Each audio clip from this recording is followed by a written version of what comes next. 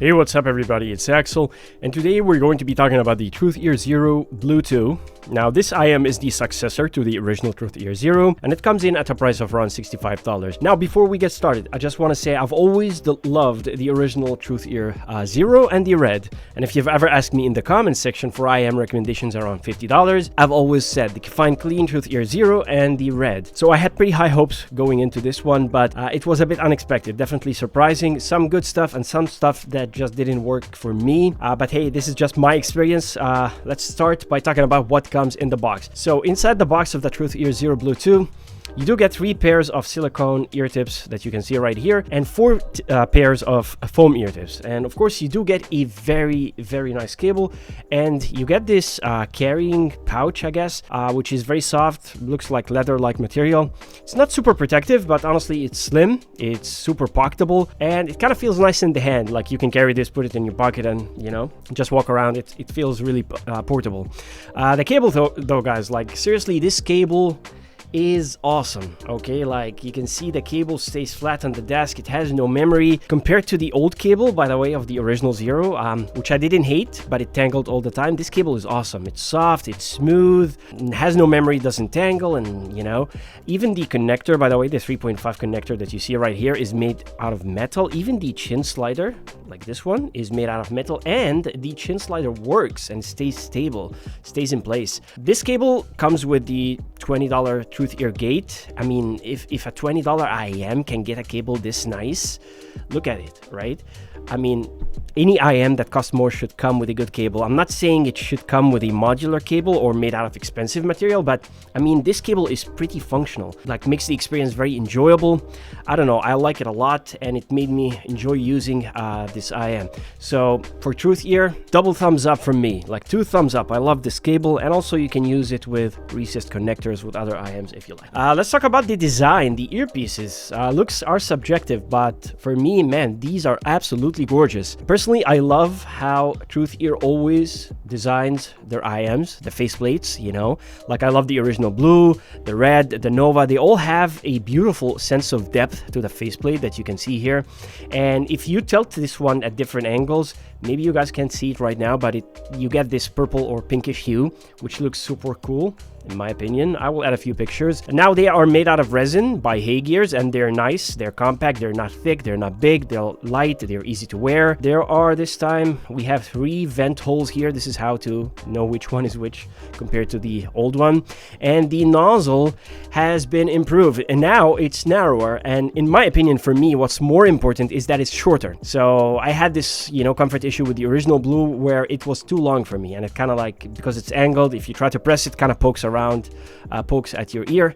This one is shorter, and I'll add pictures in the comparison segment to show that.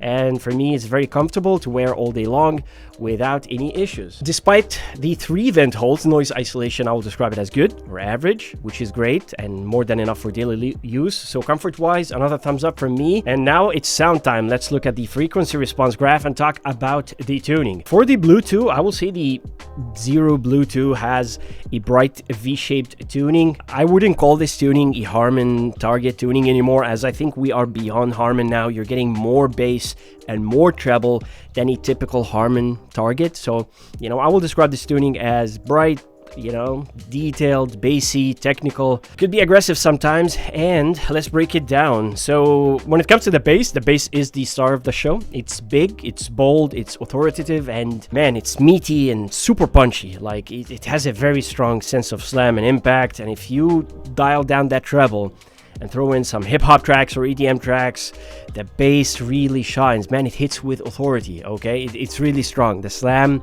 is definitely amazing, punchy, and very enjoyable. Sub-bass has a very nice rumble as well. And, you know, like even when you listen to classic rock music, that drum kick, you know, has a sense of impact behind it and feels weighty. That bass itself is not, you know, like super detailed, and I would describe the texture as okay, decent texture, but man, it just punches hard and it's absolutely fun. Moving on to the mids, I will describe them as forward, but They can get pretty intense sometimes. It was like, for example, like female vocals do have some intensity, acoustic guitars, electric guitars. As you can see from the graph, there is a very good separation between the mids and the bass, right? We get that mid-bass tuck or the Harman tuck, whatever you want to call it. But for me, surprisingly, like the mid-range here doesn't sound lean or thin, which is good, but it does sound a bit technical, in my opinion, like almost analytical. Again, it's sometimes energetic. Acoustic guitars have a strong bite. Snare drums, saxophones are too much for me. Female vocals like Adele or Amber Rubarth, can be a bit intense sometimes, but male vocals sound clean. And again, as I said, I wouldn't describe this as lean or thin, but definitely a lot of instruments didn't have that body and warmth. But again, good sense of clarity. Now, when it comes to the treble, let me be straight here. This was a deal breaker for me. It's just too bright. And I'm treble sensitive myself, so I know my limit, but I actually think this is... I think most people will find this treble to be a bit too bright for them. It's just, the lower treble and the upper treble are both boosted. So the treble here comes across as bright leaning, sharp, a bit aggressive sometimes, like just too forward. There's too much of it. And I found myself always like lowering the volume when listening to tracks. For example, like even like things like Kendrick Lamar's GNX album, which I love, was just a bit intense. Cymbal crashes, hi-hats, and all these high-frequency percussions, they sound crisp, but they came across as being fatiguing and intense, in my opinion. There is a lot of air, by the way, in the treble. It has a good sense of space, but it was just too much for my ears. Now, let's talk about the foam ear tips, because I tested them, I measured them, I listened to them, all sizes, by the way. Now, I don't like foam, to be honest. The last time I used foam was honestly years ago, but I tried them for this review, and in my opinion, as you can see from the measurements, the upper treble is again slightly reduced. The lower treble is not affected, and actually in my case the upper mid-range is slightly elevated. Now, to my ears with foam ear tips, the Bluetooth definitely tamed down that treble with the foam, but it didn't completely fix the treble issue for me, as it still sounded kind of bright even with foam ear tips.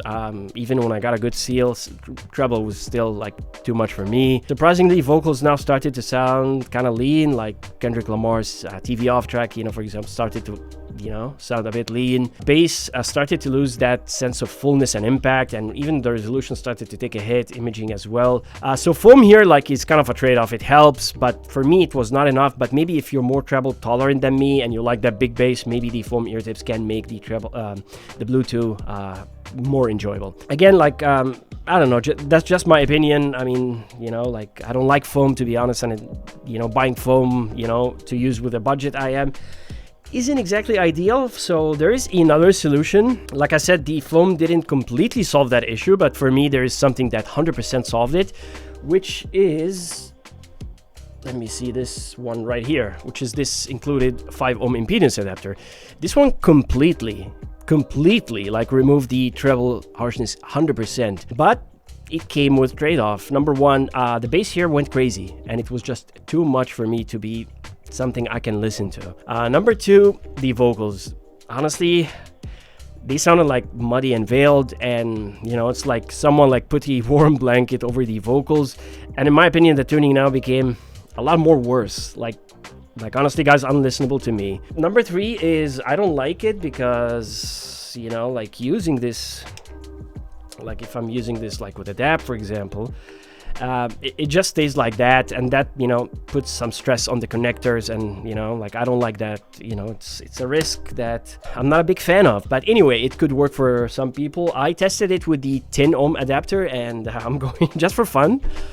Don't try it. And it became really muddy, like we're in Mud City with the 10 ohm adapter. Don't try it. So let's move on to some good news now. All right, what are some impressive things about the Bluetooth? There is actually a few good things about it. Number one is the technical performance is excellent. All right, you get the sharp sense of detail, nice separation, precise imaging, and even a wide sense of soundstage. There is a sense of space, even with Amber Rubarth track, and the sense of separation between the notes is just excellent. Okay, for the price is amazing.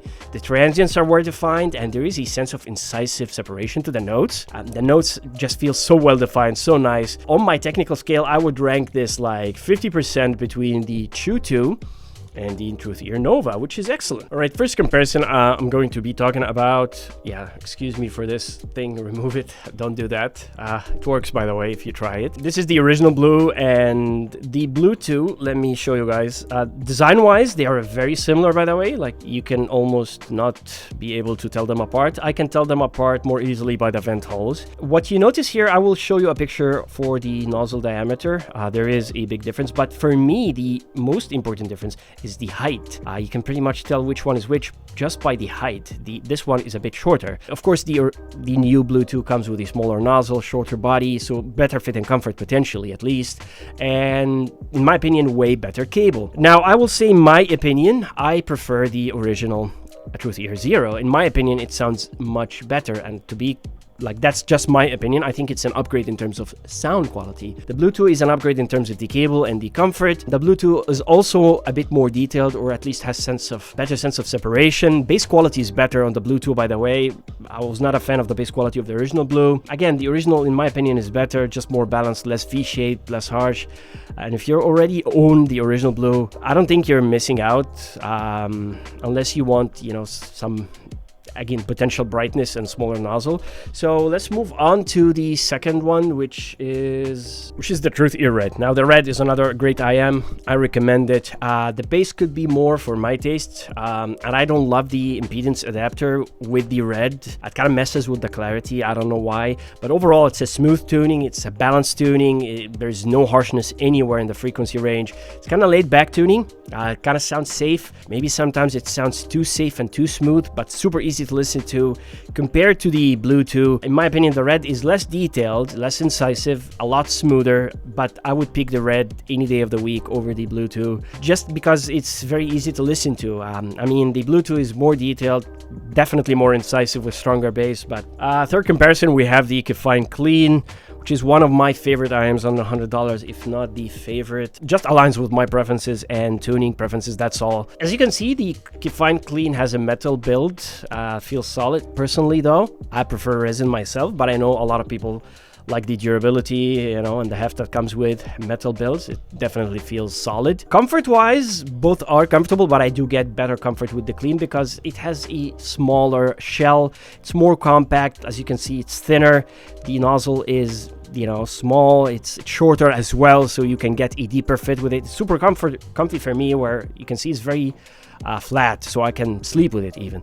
Sound-wise, in my opinion, the Klean is much better than the Blue 2 as well. It's just smoother, detailed, better bass quality.